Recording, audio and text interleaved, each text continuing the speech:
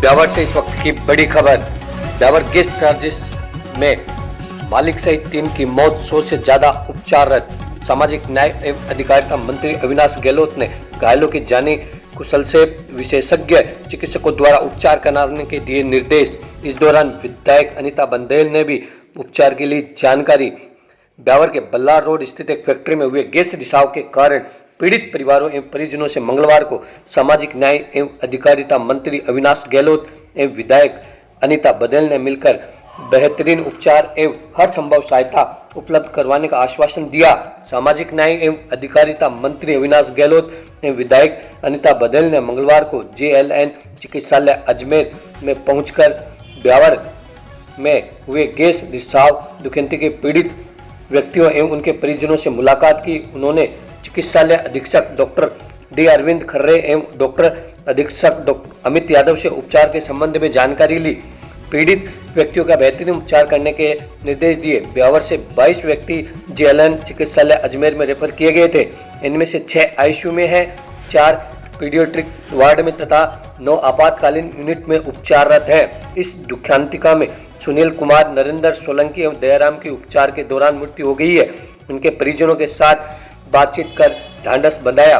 मंत्री गहलोत ने अस्पताल पहुंचकर घायलों के हालचाल जाने, घायल व्यक्ति एवं उनके परिजनों से चर्चा की। उन्होंने कहा कि विपदा की इस घड़ी में सरकार आपके साथ है। प्रत्येक व्यक्ति को बेहतरीन उपचार उपलब्ध करवाया जाएगा। इसके लिए पर्याप्त दवाओं की व्यवस्था की गई है। विशेषज्ञ चिकित्सकों के दल लगातार ध्यान रख रहे हैं। उन्होंने इस दुर्घटना को हृदय विदारक बताते हुए प्रभावित परिवारों के प्रति गहरी संवेदनाएं व्यक्त की। उन्होंने कहा कि प्रभावित परिवारों को हर संभव सहायता प्रदान करने के लिए सरकार तत्पर है। औद्योगिक सुरक्षा मानकों के पालन को लेकर भी कड़े कदम उठाए जाएंगे। सरकार ने मृतक व्यक्तियों के परिजनों के लिए 1-1 लाख तथा घायल व्यक्तियों के लिए 25-25 हजार रुपए की तात्कालिक सहायता राशि उपलब्ध करवाई है। इसके अतिरिक्त हर संभव सहायता प्रदान की जाएगी। इस संबंध में सरकार संवेदनशीलता के साथ काम कर रही है। इसके पश्चात सामाजिक एवं अधिकारिता मंत्री अविनाश गहलोत ब्यावर पहुंचे, जहां उन्होंने ब्यावर पहुंचकर प्रभावित परिवारों के परिजनों से मुलाकात की और मीडिया को संबोधित किया।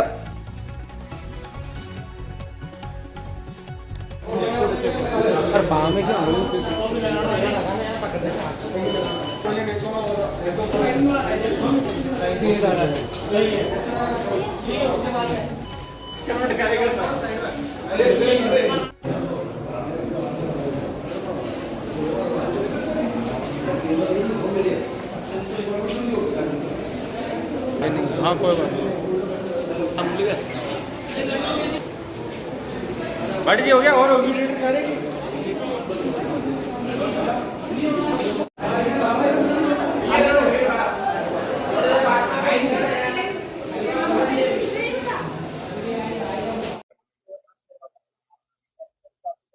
चलो ठीक है, जो बस कर दो कर।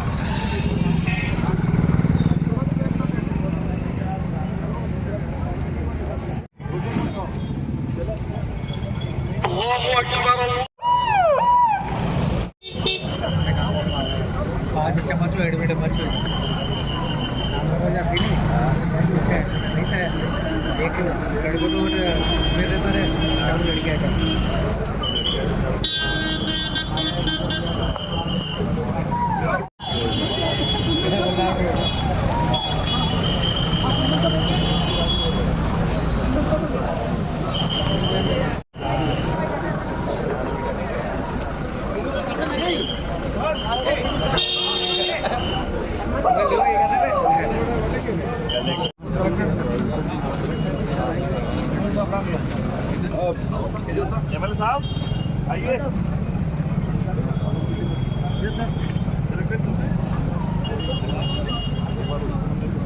और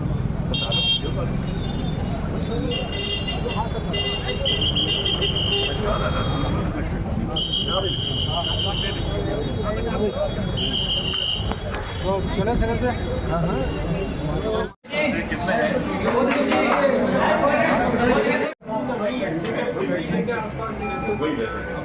तो ये हिसाब के कारण हो गया होगा। ठीक है बेटा, ठीक है, सांस नंबर तकलीफ होता एकदम ठीक है, डालो ठीक है, डालो नहीं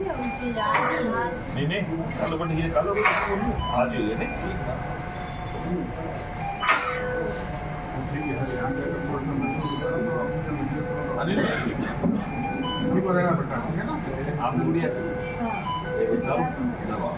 आप मैं मिल रहा हूँ, ठीक है, मिल रहा हूँ, घबराओ नहीं बेटा, ठीक है, ठीक है तो जल्दी एक दिन जाओ तो ठीक है।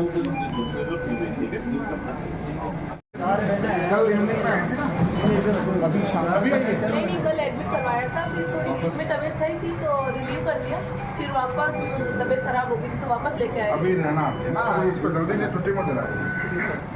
चारों बिल्कुल ठीक हो जाओगे। उसको परमिट रावत मिल जाए वो भी ठीक है, उनको इसमें कर दिया, अभी चारों ठीक है, वो घबराना मत, ठीक है, सांस लेने में दिक्कत तो नहीं है, हो जाएगा कोई। हाँ ज़्यादा इनके सबका आपको कर लीजिए एक्सरे।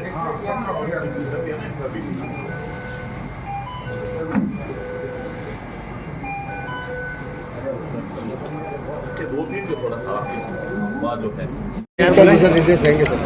देखिए कल ब्यावर के अंदर जो गैस का रिसाव होने के कारण से जो परेशानी हुई, तकलीफ हुई, उसमें कुल 98 लोग परेशान हुए जिनको हॉस्पिटल में भर्ती कराना पड़ा उस गैस रिसाव के कारण से।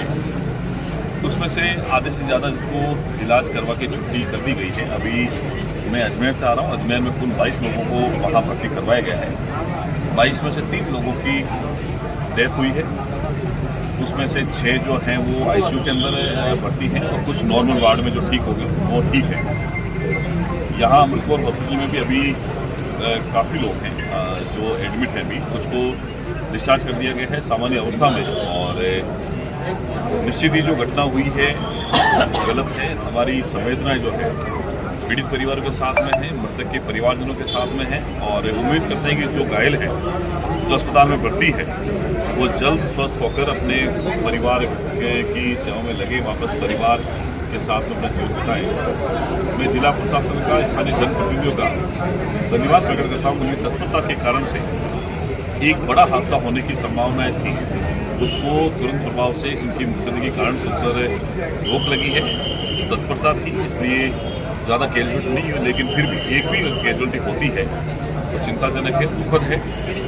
मैं जब जिला कलेक्टर महोदय से, माननीय विधायक महोदय से जब इस संबंध में चर्चा करी तो सबकी चिंता इतनी सी थी कि शहर के अंदर कोई भी अगर इस प्रकार की इंडस्ट्री है, फैक्ट्री है, वो उस इलाके में ना रहे।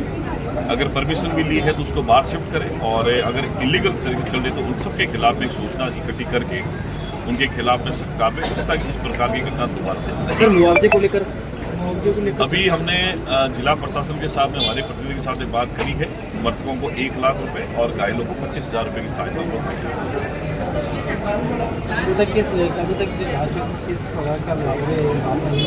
देखिए ये सही है कि जो फैक्ट्री मालिक है, फैक्ट्री मालिक की खुद की डेथ हो चुकी है और उनके खिलाफ में एफआईआर भी दर्ज हो गई है, उसकी फैक्ट्री को सीज कर दिया गया है। पॉल्यूशन कंट्रोल बोर्ड से भी अधिकारी आए हैं, जिला प्रशासन के अधिकारी भी गए हैं, पुलिस भी गई है। निश्चित ही उनके खिलाफ में कार्रवाई होगी, लेकिन फैक्ट्री मालिक की भी डेथ हो गई, उनके बेटे जो हैं वो भी अभी एडमिट हैं।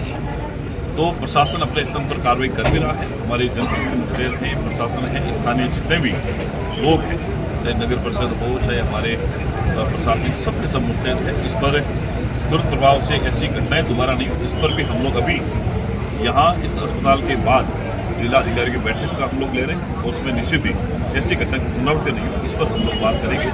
हम लोग मीडिया का भी धन्यवाद प्रकट करते हैं कि समय समय पर आपके द्वारा जो बातें हमारे संज्ञान में आती है उस पर हम लोग अमल भी करते हैं। सरकार की मंशा ये है कि पारदर्शी शासन हो, जिसमें कानून व्यवस्था ठीक बनी रही, प्रशासनिक स्तर पर उन समस्याओं का तुरंत जवाब। सर कुछ पुलिसकर्मी हैं, कुछ दमकल कर्मी हैं, कुछ वॉरियर्स बने हैं, कई जनप्रतिनिधि ऐसे हैं जिन्होंने जान पर खेल कर कई लोगों को बड़ा हादसा होने से टाला है।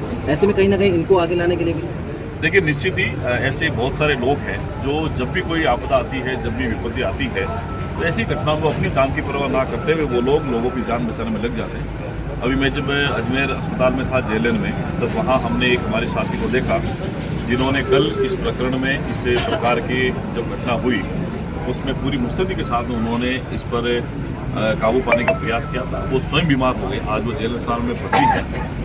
मैं उम्मीद करता हूँ कि ऐसे लोगों के कारण से प्रशासन को भी मदद मिलती है, हम लोगों को भी मदद मिलती है। निश्चित ही आने वाले समय में उन लोगों को सरकार की तरफ से जो भी उचित होगा उनके साथ में देखकर उनको आगे लाने का काम भी करेंगे और जो कुछ बनेगा हमारी तरफ से उनको पूरा करेंगे।